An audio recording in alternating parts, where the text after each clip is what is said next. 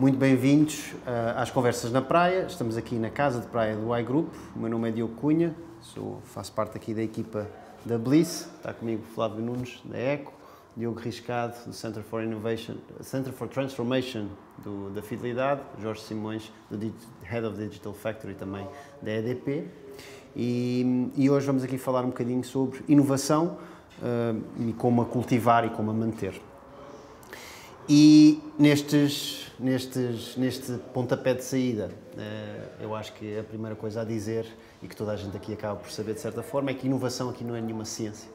Isto não é como as matemáticas, não é? De certa forma, e envolve aqui variáveis que são, algumas delas muito humanas, outras mais abstratas.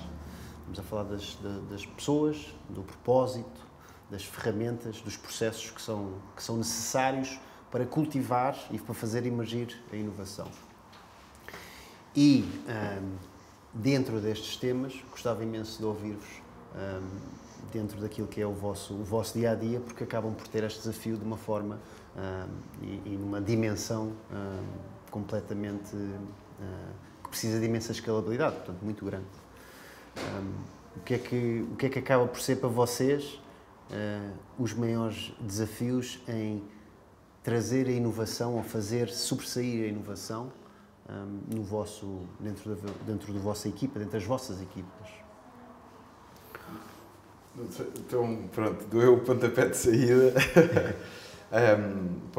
No caso particular ali do Center for Transformation da Fidelidade, é um desafio, ou seja, o primeiro desafio eu diria que estamos numa empresa seguradora, portanto altamente regulada, com 200 anos de existência, muito especializada e com uma cultura muito própria, não é? E, portanto, o trazer inovação, nós tentamos estruturar a inovação em 3 grandes campos, o universo, a inovação incremental, que esse o grupo já lidava bem, já endereçava bem.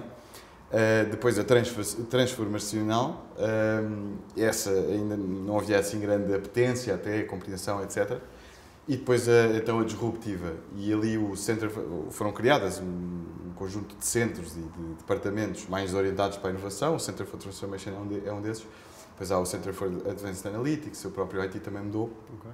Mas é encontrar um common playground, que é no transformacional. Ou seja, nós procuramos estar na mais disruptiva, trazer para dentro de casa, sei lá, enfim, grandes aspectos que achamos que podem criar oportunidades para o grupo, tipo, sei lá, uma Neuralink, do Elon Musk, o OpenAI, etc.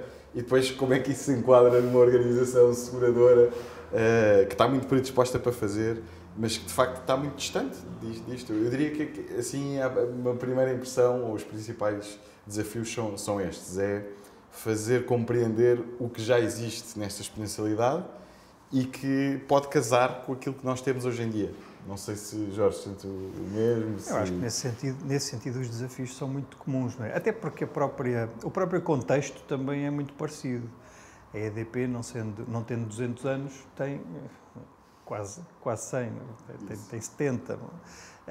E, portanto, também tem uma cultura muito própria, vem de um contexto que em si também é muito próprio, em que era monopolista há uns tempos, agora já não é, era uma empresa pública, agora já não é, embora tenha havido algumas transformações na vida da empresa, elas não estão propriamente ligadas àquilo que é a inovação, e sim ao contexto e ao evoluir dos tempos, não é? A inovação não sendo, como dizias e bem, uma ciência exata, nós conhecemos, pelo menos, quais são as variáveis que a fazem mexer. Não é? E tentamos, de alguma forma, mexer com essas variáveis, não é? Criar as condições para que essas variáveis floresçam. As pessoas, antes de mais, não é? Os processos, as ideias, o contexto, não é? Criar as condições para que as pessoas possam trabalhar e possam, então, criar ideias, inovar e essas ideias serem aceitas, porque o mais importante de tudo, creio eu, é não só criarmos contexto e deixar as pessoas inovar e ter ideias, é que essas ideias tenham impacto. se nós tivermos as ideias mais fantásticas, mas elas não forem executadas e não vierem a dar os resultados que se esperam delas, é uma ideia para a gaveta e pode ser a ideia mais fantástica do mundo, mas se não tem impacto, então não se pode... Não se vê, não é? Não se vê, vai ver, ninguém vai apreciar. Não serve de nada. Não há valor nenhum nisso. Exatamente. Sim. E, portanto, essa é que é a ideia, é fazer com que a organização esteja receptiva às ideias, é uma parte, fazer criar essas ideias é outra parte, e depois criar as condições para essas ideias serem executadas, que é o processo que está no meio dos dois, no fundo. Eu acho que tudo isto é um desafio enorme. Cada uma destas variáveis é um desafio em si. Nós organizamos-nos de forma muito semelhante em termos de como é que encaramos a inovação, em 3 horizontes também, são os 3 horizontes, exato. Horizonte 1, Horizonte 2 e Horizonte 3, incremental. Eles têm nomes diferentes, mas vai dar tudo a mesma coisa. Horizonte 1, portanto, é o incremental, o Horizonte 2 é o mais transformacional e o 3 é o aspiracional, ou mais disruptivo. E nós organizamos exatamente assim, se bem que depois, estruturalmente, de uma maneira um bocadinho diferente, porque temos unidades organizacionais distintas para lidar com cada um destes horizontes.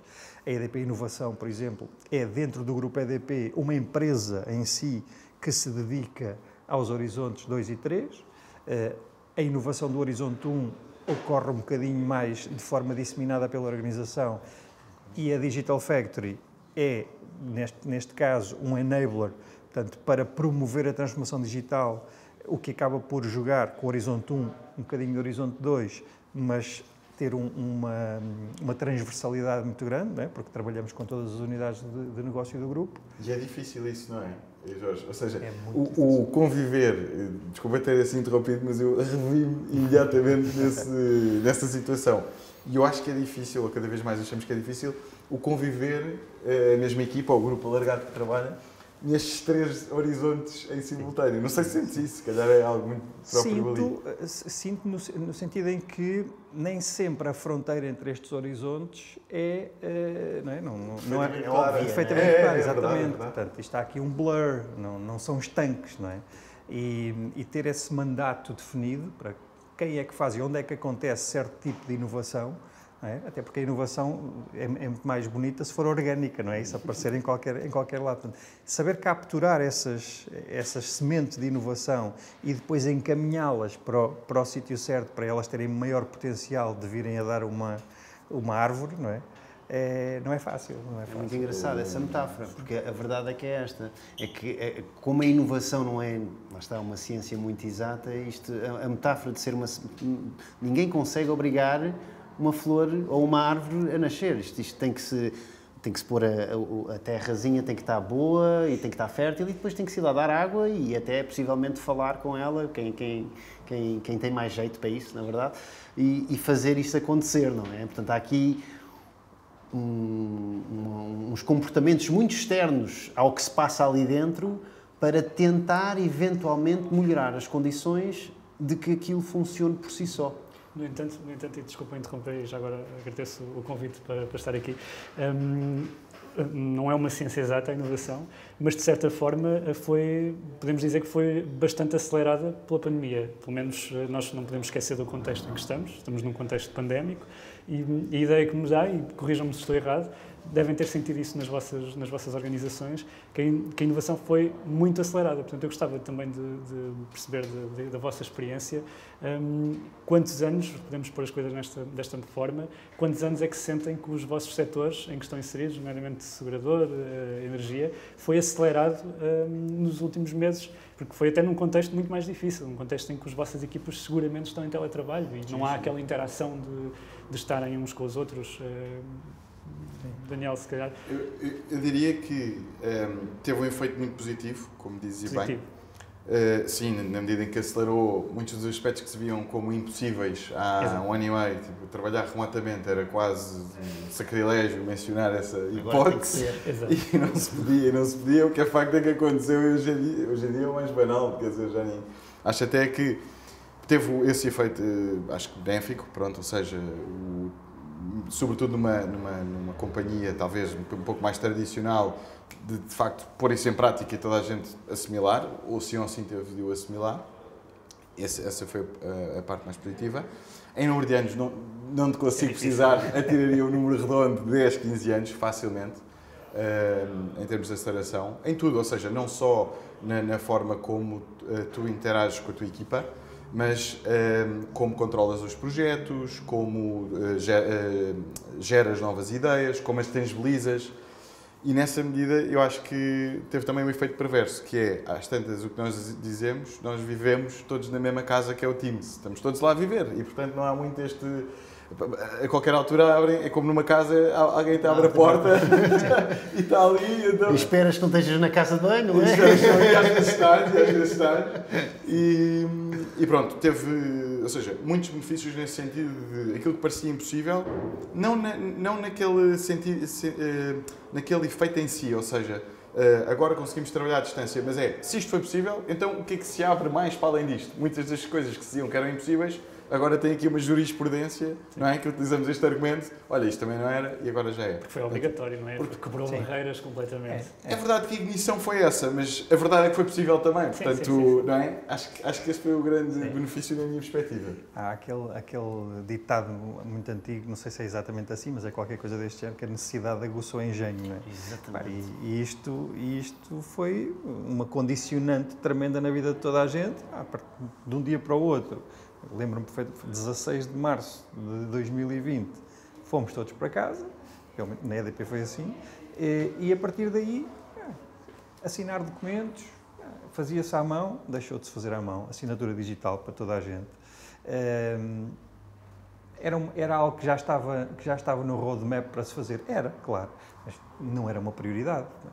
Ia-se fazer eventualmente daqui a 3 anos, 5 anos provavelmente. Fez-se no dia seguinte, não é? Teve que se fazer nos meses seguintes. Até se calhar porque antes uma empresa que o fizesse até era quase um alien ali no ambiente corporativo, não é? Que não tem escritórios, que não tem pessoas no escritório. Exatamente. E as outras empresas iam todas dizer, não, mas as condições especiais, aquela empresa tem umas condições muito especiais, por isso é que eles conseguiram. Nós nunca vamos conseguir porque as condições são diferentes. Mas acabámos por implementar uma série de soluções que foram respostas rápidas às condicionantes que foram criadas. Com custos, concordo perfeitamente. Quer dizer, o pico de trabalho para as pessoas que trabalham no digital foi tremendo, porque de repente, de um dia para o outro, todos precisámos de ter soluções digitais para assinar documentos, para ter reuniões virtuais, para trabalhar de casa, todos, etc, etc. E, portanto, a equipa do digital não cresceu, mas viu-se realmente pressionada a entregar muito mais soluções no mesmo espaço de tempo e, portanto, com as consequências óbvias de cansaço, sobretrabalho, saúde mental, depois também... Fruto também do contexto, não é? Exatamente, intersetado com o contexto de isolamento em que estávamos, portanto, isto tudo tem consequências que também estão a ser cuidadas e temos tido todo o cuidado de colocar muito ênfase nessa vertente, porque claramente isso é uma necessidade muito grande a nível de cultura das pessoas, não é? No fim do dia, porque voltando aqui um bocadinho aqui à parte da inovação, se uma pessoa não tiver com a cabeça tranquila, ser criador com stress quer dizer, há pessoas que vivem lindamente com isto, não é? Há pessoas que debaixo de stress lidam lindamente, mas se eu não conseguir estar tranquilamente no meu stress, então eu não vou criar nada, eu vou estar só a pensar naquilo que está à minha frente. Equipas felizes são equipas produtivas. Sim. Exatamente, é preciso exatamente. espaço cerebral e tempo para pensar nas ideias, senão elas também não surgem, não é? Sim. E tens de estar exposto, acho eu. Ou seja, exposto a outras coisas. Tu condicionado nas 4 paredes, entre aspas, da tua casa e sempre no mesmo ciclo. Exatamente. E sempre a falar com as mesmas pessoas. Não é um ambiente que promova a inovação. Não é um ambiente que promova a inovação e a criatividade. Vocês sentem que, apesar dessa aceleração, o ambiente de teletrabalho, de alguma forma, quebrou essa interação que havia entre pessoas e que gerava essa inovação ou que suscitava as ideias, sentem que nesse prisma foi negativo, portanto, teve o efeito positivo, como dizia o Daniel, de acelerar, e o efeito perverso também de quebrar a diversidade nesse aspecto de opiniões e de troca de ideias. Tivemos que ser criativos a promover essa coabitação digital, não é? Porque as pessoas estavam habituadas, obviamente, a ir almoçar juntas, a tomar um café, a uma certa hora encontrarem-se num sítio para ir ao ginásio juntas ou qualquer coisa do género. E isso tudo deixou de acontecer, não é? E então tivemos que promover. Isso depois não acontece naturalmente num ambiente virtual, não é? As pessoas não vão às 5 da tarde ligar-se numa sala do Teams para tomar café. Pois. E então tivemos que nós ser também criativos, não é? E promover iniciativas que acabassem por resultar nessa coabitação, nessa socialização, um bocadinho forçada ao início. Depois as pessoas encontraram os seus próprios mecanismos para lidar com isso. Mas sim, tivemos que tomar algumas iniciativas. E nesses processos, porque nós trabalhamos em alguns desses processos com vocês e internamente também acabamos por tentar fazê-los nós próprios. No início nós passámos aqui por uma fase de descobrir que ferramentas é que acabariam por funcionar bem com isto. Acabámos por descobrir ali uma ou duas que hoje em dia, eu até faço algumas piadas ali com os meus colegas do departamento de UI e UX, é que nós hoje em dia a nossa empresa é aquela ferramenta que é o Miro e ponto final, e já não se faz nada, tudo se faz no Miro. Eu quero escrever um texto qualquer, eu vou escrever no Miro, eu quero fazer Excel, eu faço no Miro também, tudo se faz no Miro. Mas foi engraçado também esse processo. Portanto, este processo em que nós antes tinha que estar numa sala, eu tinha que ter as paredes cheias de post-its, eu tinha que fazer isto tudo, e que tinha a parte do presencial muito boa, não é? Porque criam-se ali momentos que não se criam no digital, portanto, acabou-se por se perder esse lado, mas ao fazer estas coisas no digital, ganhou-se também uma dimensão completamente diferente. As coisas passaram a ser, os meus post-its não desaparecem. Eles ficam lá. E eu amanhã quero mostrar o trabalho que fiz e eu não tenho que ir... Estão ao meu telefone, estás a ver as fotografias que eu tirei? Olha, é assim, foi isto que nós pensámos. Os post-its amarelos são os únicos que nós tínhamos. Desculpem lá, não havia os cor-de-rosa e, portanto, não dá para entender, mas este está ligado com aquilo. E todo este processo também foi muito engraçado no sentido de desmaterializar. É porque nem as pessoas que acabavam por trabalhar estes processos criativos quase na crista da onda estavam a pensar que isto iria trazer estas vantagens todas. Sim, a nível de produtividade é isso que sinto. A produtividade aumentou muito. Tanto nas funções criativas como nas funções não criativas, não é? Porque realmente as pessoas foram forçadas a adotar ferramentas que facilitavam muito a vida delas e elas não sabiam. Exatamente. E, portanto, foram obrigadas a aprender. Podemos ter todos os recursos do mundo, se não soubermos utilizar, não Exatamente. Exatamente. A minha dúvida aí, até, para ouvir a tua opinião, Diogo, que é, concordo inteiramente, eu também agora, hoje em dia sou quase vítima do Miro. Qualquer coisa, então tem que ser ali. Okay, acho que é impecável, cumpre o papel, etc.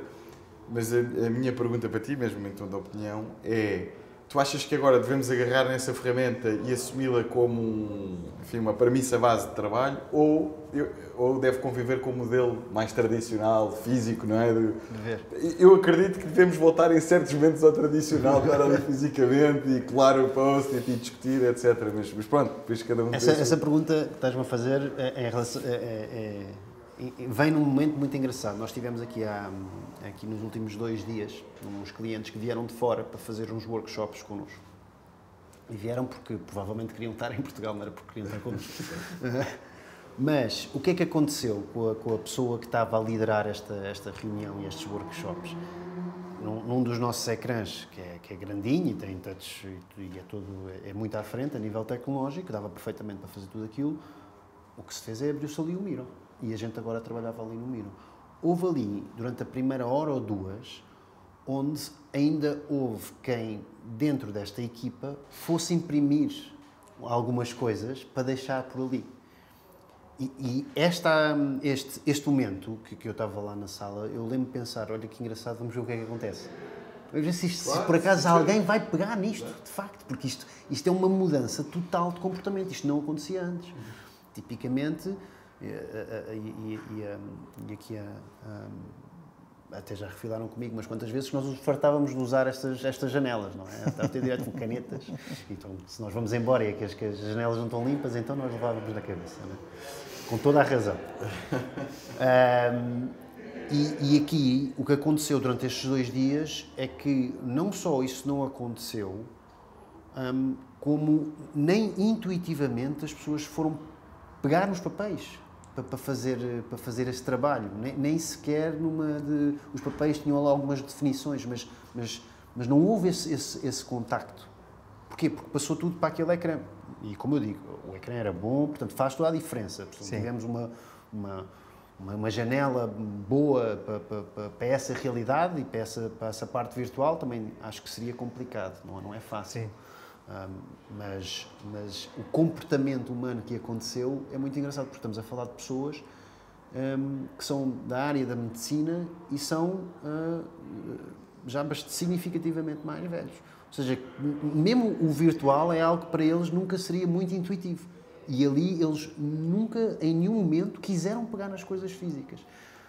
E o workshop durou 2 dias. E ainda há bocado perguntei a quem estava a liderar esse workshop como é que estava a correr, se estávamos a conseguir chegar a conclusões concretas, porque no fim do dia destes workshops é o que se quer, não é? Claro. Há aqui um concreto, não estamos sempre um bocadinho aquilo que se diz a viajar na maionese, não é? E ela disse-me que sim, que estamos a conseguir chegar a conclusões muito boas e estamos a conseguir concretizar. Ou seja, Portanto, a qualidade achas que não se perdeu de usar um formato diferente? Acho que é arriscado projetar isto para tudo, de uma forma geral, porque eu acho que aqui depende muito das pessoas que fazem parte, mas o facto de serem pessoas que tipicamente não seriam muito techies. A ter este comportamento de uma forma intuitiva, porque nós demos a oportunidade de ter o comportamento mais tradicional, demonstra que se houver uma pessoa que saiba usar estas ferramentas e saiba liderar estes processos e que, portanto, consiga também levar as pessoas a usá-las de uma maneira confortável, intuitiva e tudo mais, as pessoas vão escolher ir por aí, preferencialmente, mas ainda assim, durante esses workshops, houve mais do que uma vez um comentário de ainda bem que nós viemos, porque o tipo de interações que nós temos aqui não consegue ser igual quando nós estamos em reunião a usar o Miro na mesma. Portanto, a ferramenta que nós estamos a usar é exatamente a mesma, mas deve ser a leitura que se faz das pessoas, do corpo, ou mesmo a forma como se interage, se calhar. O próprio reflexo também dos tempos, não é? Quer dizer, nós estamos num momento de forte digitalização da sociedade, as pessoas estão a usar mais ferramentas digitais e até é um trabalho que eu gostava de fazer jornalístico, que não é fácil, porque não é fácil de encontrar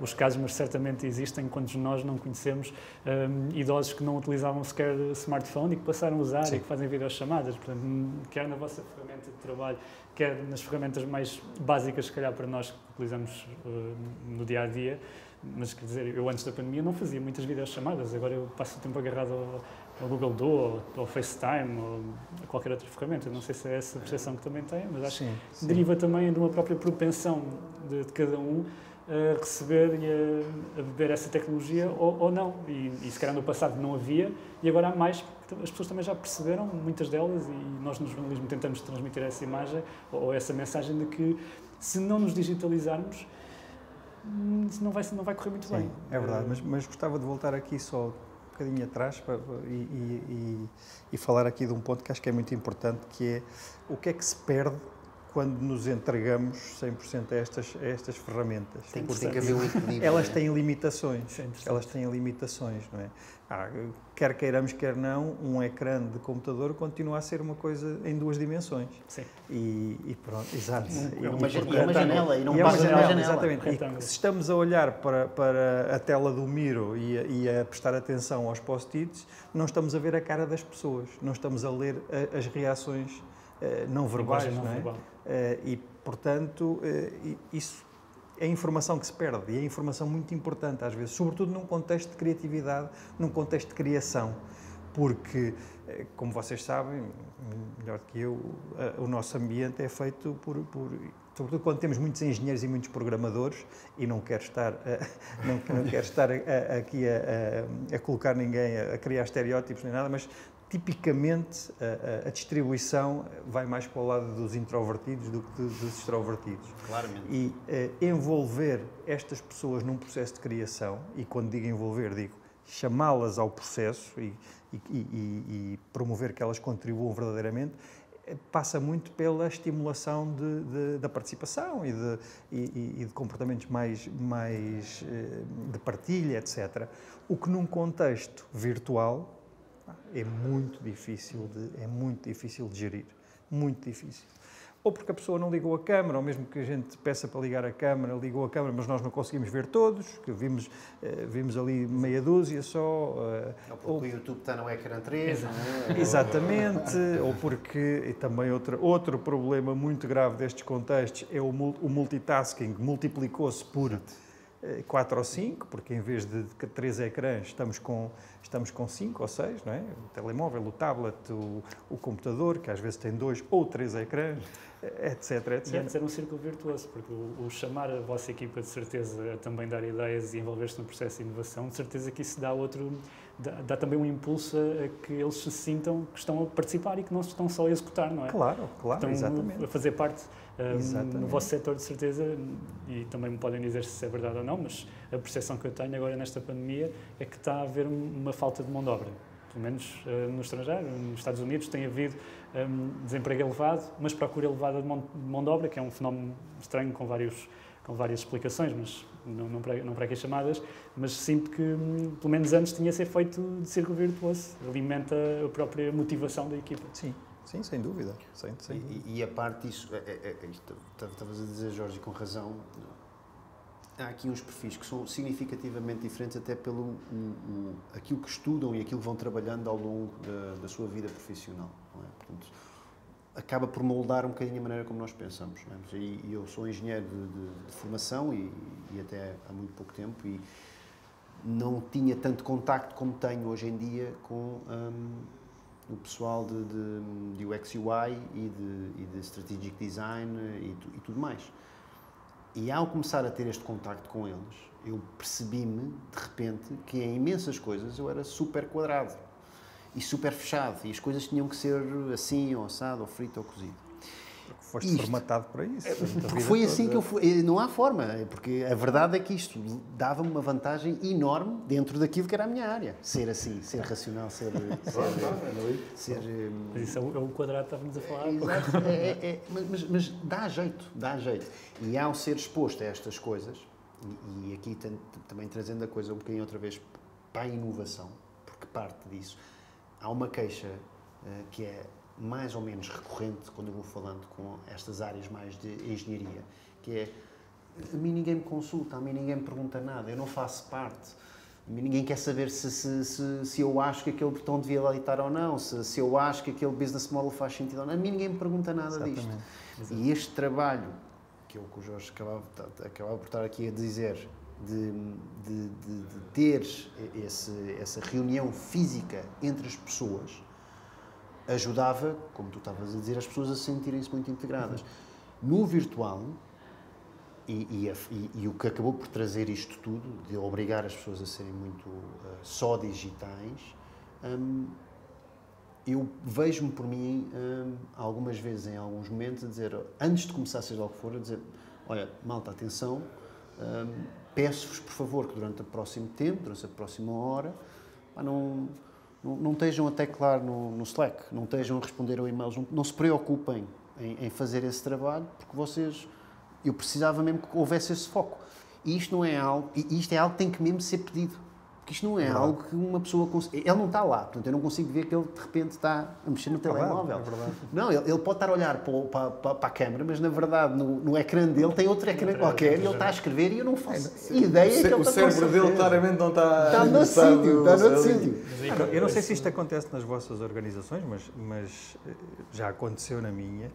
Pessoas que são mais solicitadas, perfis que são mais solicitados e que têm que realmente dar resposta a muitas equipas diferentes, por vezes estão em 2 reuniões de Teams ao mesmo tempo. Sim. Quer dizer, que é uma coisa que eu não concebo, quer dizer.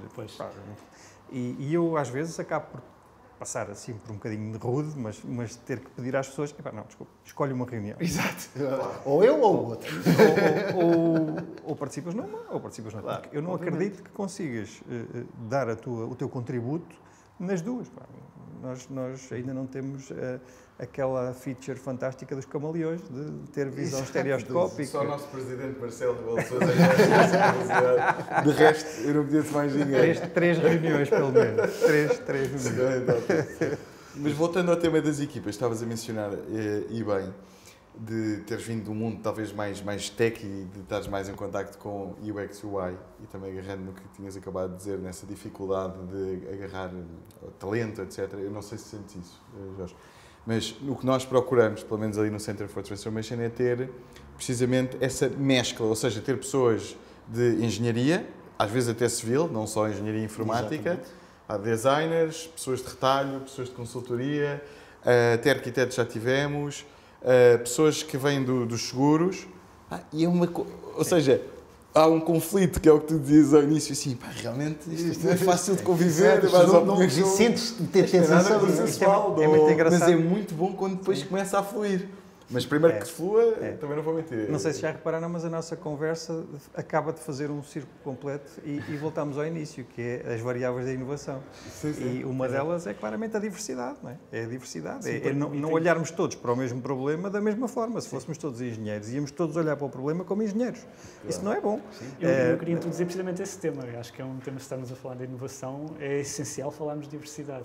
Eu não quero ser a pessoa que estraga a festa, mas não posso deixar de notar que nós estamos aqui a falar de inovação e somos 4 homens brancos privilegiados, de certeza. Portanto, gostava também de perceber o vosso... Acho que é discutível. Eu também sou meio verde às vezes, no inverno sou verde, tenho já a dizer. E queria perceber também se sentem que, ok, de certeza que nas vossas equipas têm diversidade nas franjas médias e até mesmo se calhar a nível de estagiários e tudo, que têm equipas de pessoas de várias nacionalidades e tudo, mas como é que se promove essa diversidade quando se calhar a própria administração e a própria franja mais elevada não é diversa? Sim, é uma ótima questão, é um processo de transformação cultural e a cultura é o mais difícil de mudar, não é? A cultura não se muda em 2 dias, é um processo que pode chegar a demorar uma geração. Vamos tentar que demore um bocadinho menos em relação à diversidade.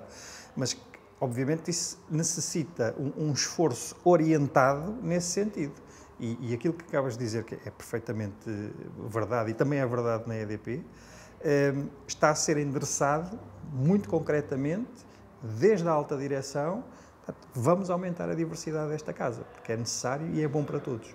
E, claramente, se me perguntas, a tua equipa já sentes que ela é bastante diversa?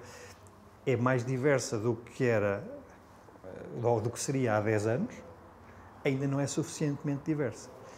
Dou um exemplo concreto, e estamos aqui na casa certa para fazer, para dar este exemplo. Nós não tínhamos designers na equipe, na EDP não havia designers, nenhum empregado dos 10 mil empregados da EDP era um designer. Há pouco estivemos a falar, entre dois. Exatamente. E quando fomos contratar os primeiros designers, não é? Designers, para quê? Não é? Para quê? O que é isso? Exatamente. Mas para quê? Vocês não vão fazer campanhas, não vão fazer desenhos, não vão fazer pósteres. Para que querem os designers? Entretanto, e tive esta conversa no outro dia com aquele que é agora o novo diretor da EDP Inovação, justamente, já desde essa altura já contratámos não sei quantos designers, porque de repente toda a gente descobriu que ter designers na equipa faz uma diferença. Faz uma diferença tremenda e é muito mais produtivo nas coisas que nós fazemos, nomeadamente na criação de conteúdo digital e na criação de produtos digitais. E estamos a falar de designers agora. Depois contratámos Data Scientist, que também é outra coisa, que é outra função relativamente nova que também não havia. Super essencial, exatamente. Eventualmente vamos contratar sociólogos e antropólogos, não é? Porque isso acresce muito à diversidade da equipa. Em relação à diversidade racial e etc., estamos a trabalhar nisso e tem que ser um esforço muito orientado. Olha, eu agarrando aqui no teu tema que é super, ou seja, do dia, já há algum tempo, eu vou dizer uma coisa, tem toda a razão de ser, e como o Jorge diz, tem que ser muito por estímulos top-down, bottom-up, ou seja, tem que ser um conjunto global a funcionar nesse sentido, e lá no nosso caso em particular, e no nosso, em particular no Center for Transformation, nós trabalhamos com headhunters. E dos briefings que eu dou é, por favor, arranjem, ou seja, as competências e o perfil, não prescindimos disto, ou seja, ninguém vai lá parar porque nasceu na República Central Africana e é desfavorecido. Isso não há, também não vamos aqui entrar num contrapeso, acho que isso também não é a maneira certa de fazer as coisas, mas isso é uma opinião pessoal. Certo. Mas o briefing que eu dou, olha, mesmo sob o ponto de vista racial, quer que tenham particular atenção a estarem mais disponíveis, despertos, sensíveis para isso. E pronto, outro tipo de diversidades também, essas são mais difíceis de ser exploradas, não é? Mas aí, total, sei que tem ali várias, enfim, aí eu sei que temos lá diversidade e é indiferente, não é um tópico sequer. Mas sabes qual é o problema que eu tenho vindo a perceber nesta interação com os headhunters? Eles dizem, Daniel, mas o problema está a montante. É que se tu não prescindes do perfil, de competências, etc., esta diversidade racial não teve o background académico que tu exiges, sim. A experiência profissional. Portanto, não é que eles existam no mercado e nós não estejamos a tentar abordá-los. E, portanto, isto ainda vai mostrar um problema mais de fundo. Portanto, este estímulo, o que nós dizemos é, mas se nós, enquanto clientes, te forçarmos, entre aspas, ou te estimularmos, que é para utilizar aqui um termo mais soft, a fazer isso depois prolonga-se na cadeia e há de se conseguir. Agora, como o Jorge, eu acho que já fizemos uma boa evolução, mas há muito mais para fazer. Caminho a percorrer. Muito mais para fazer. E eu acho que vocês também sofrem aqui sempre de um tipo de foco completamente diferente. Nós, por exemplo, somos mais pequeninos e, portanto, não temos nem 100 anos, nem 200 anos. Nós temos 10 anos, portanto, para todos os efeitos somos uns infantes. De cão, podemos medir em anos de cão. Exato. Mas o que é que acaba por acontecer? O que é que nós temos sentido nos últimos tempos? É que, na verdade, tudo isto, e no seguimento disto que tu estás a dizer, nós temos sentido, porque acabamos por ter que fazer muitas vezes esta pesquisa, porque pronto, ali o Daniel fala com headhunters, mas nós, em parte, também, muitas vezes, o Daniel pede-nos a nós um serviço e nós é que temos que nos desenrascar de alguma forma, não é? Encontrar as pessoas que têm o skill. E nós temos visto que não só existem já hoje em dia várias escolas que trabalham a educação de uma forma muito mais técnica e muito mais rápida, o que permite a pessoas que não têm nada a ver com esta área que venham cá parar. E estamos a falar de tudo um pouco. Estamos a falar, eu já falei com pessoas muito interessantes que, se calhar, no seu passado não quiseram mesmo nada saber de educação e acabaram por estar a trabalhar, a passar um bocadinho o dia a fazer trabalhos repetitivos e rotineiros que não lhes interessava tanto, não qualificados, exatamente, e que de um dia para o outro disseram, não, olha, eu vou tentar.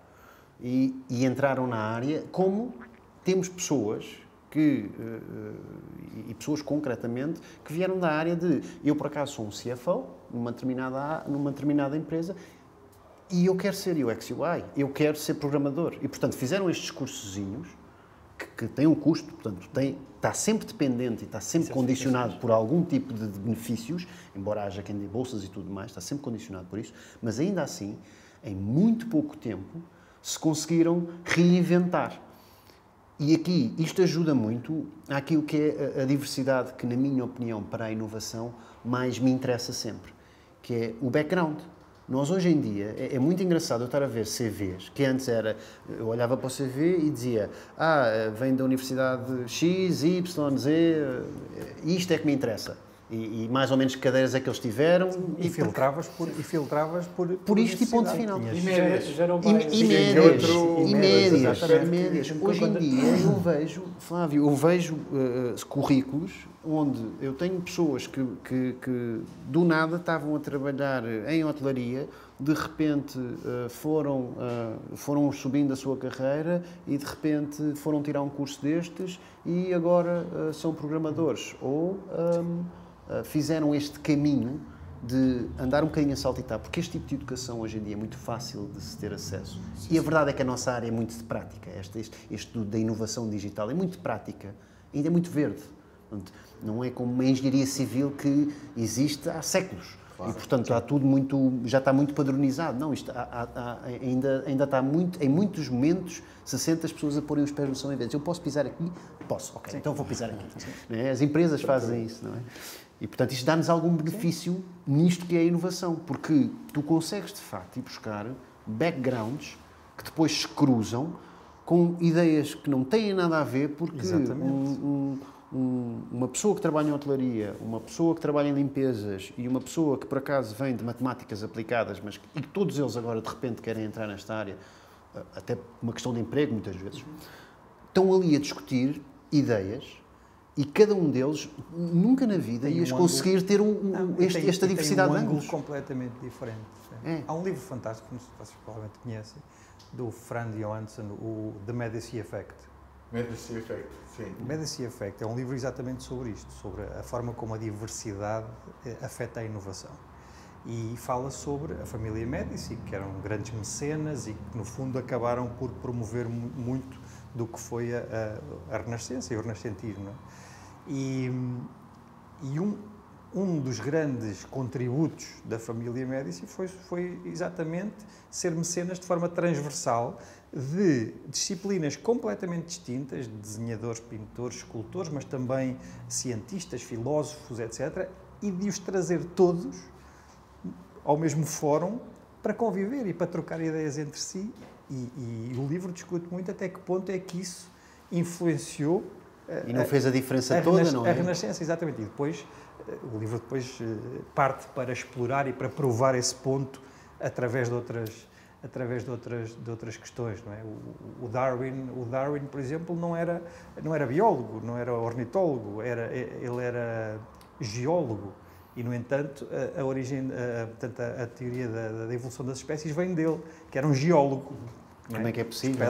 As pedras não evoluem, não evoluem dessa forma. E eu acho que essa é uma parte muito importante da inovação e por isso é que eu acho que aqui, e pedi para escolhermos aqui o título como é que se cultiva a inovação. Porque, no fim do dia, a verdade é essa, é que inovação é uma coisa que tem que ser cultivada, tem que ser semeada e depois tem que ser trabalhada no seu envolvente. Nós temos que criar contexto para que ela aconteça e ela emerge. De alguma forma, tentar tirar proveito daquilo que é aquilo que se assume que haja, mas que ninguém sabe, que é a teoria do caos. Há um caos qualquer que nós fazemos aqui uma data de coisas e isto de repente começa tudo a funcionar. Não sabemos porquê, mas se nós metemos aqui estes instrumentos todos, isto vai tudo funcionar. E pronto, eu acho que aqui todos nós acabamos por ter que fazer aqui ainda temos um processo grande pela frente para descobrirmos aqui os nossos unicórnios, não é? Em todos os aspectos, no tipo de pessoas que queremos encontrar, no tipo de projetos, no tipo de equipas que queremos criar.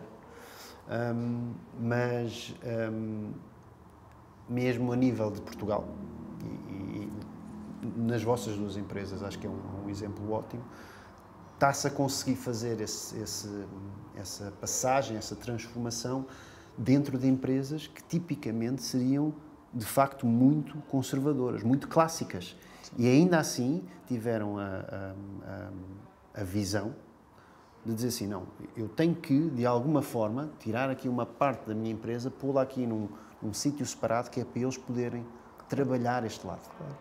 Porque da minha cultura que eu tenho aqui, se eu tentar mudar o monstro todo, vai ser impossível. É muito grande. Nós falamos de disrupção, hoje em dia a palavra disrupção é utilizada com imensa frequência, mas a disrupção só tem uma conotação positiva há pouquíssimo tempo. A disrupção, se formos ver ao dicionário, por definição, disrupção é uma coisa negativa, não é? Vai causar problemas, vai causar o caos, não é? E, no entanto, nós hoje, deliberadamente, procuramos a disrupção. É interessante isto, não é? Porque realmente significa termos que nos tirar da nossa zona de conforto, não é? Para quê? Para inovar. Sim, destruição criativa também. Exatamente. Não é? Se continuarmos na nossa zona de conforto e a fazer o que fazemos todos os dias, a inovação está morta. Não é? É verdade. Temos que nos retirar dessa zona de conforto. E lá está, contratar pessoas diferentes, com perfis diferentes, promover a diversidade, também é retirar-nos da zona de conforto. Diversidade. Parece-me que não é uma ciência assim tão não exata, porque há fatores que promovem e fomentam, não é? Exatamente. Não, nós conhecemos as variáveis. O problema é como é que as nelas. É como a meteorologia. E em relação à questão que estávamos a falar há pouco até foi o Daniel que disse, de estarem à procura de um perfil e depois estão a excluir outras pessoas que não estão a corresponder a esse perfil, mas que podiam trazer diversidade. É engraçado estarmos a falar disso de um ponto de vista de headhunters, quando hoje em dia temos o problema do bias da inteligência artificial que faz recrutamento e que os problemas são exatamente os mesmos. Os dados que foram introduzidos na máquina não estão a corresponder e têm um enviesamento. E depois percebe-se, e isto quase dava para toda uma nova conversa sobre inteligência artificial nas vossas áreas, percebemos que a máquina só está a fazer basicamente aquilo que o humano também faz. Tem um bias inerente, não é? Todos estes processos têm que ser muito humanos. A verdade é que por isso é que se a gente não consegue definir, e eu falo aqui do meu ângulo de engenheiro, se eu não conseguir definir bem a realidade que eu quero de alguma forma modelar, a máquina não vai funcionar como eu a quero. Ela vai funcionar de alguma maneira, mas não como eu a quero.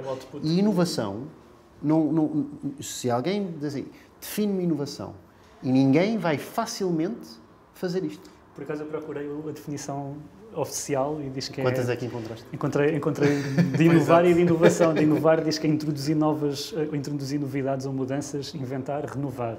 E depois tem inovação, que é desenvolvimento e uso de novos produtos, métodos ou conceitos. Por acaso gosto mais daqui do inovar, introduzir novidades ou mudanças, romper, fazer disrupção, dar o tal extra mile. Está bem. Olha, Flávio, então eu vou então, nesse tom e numa das definições de inovação, acabar aqui a nossa conversa. Também já estamos aqui há um tempinho. Quero agradecer imenso aos três por terem vindo. Foi uma conversa muito boa. E eu quero agradecer o convite. Vou ser honesto também, era esta a minha expectativa e claramente acima. Foi ótimo. Muito obrigado. E agradecer a todos pela conversa agradável. É recíproco, totalmente. A mim tinham prometido caipirinhas, não sei. Olha, eu depois tenho que falar ali com o backstage. Onde é que está? Sou capaz de causar alguma disrupção com caipirinha. Prometo que a próxima há de ser. Okay. Possivelmente, se calhar não podemos não sei se podemos ter as câmaras se tivermos caipirinhas, não sei, ainda vou ver ali nos parâmetros dos estatutos, criar alguma disrupção.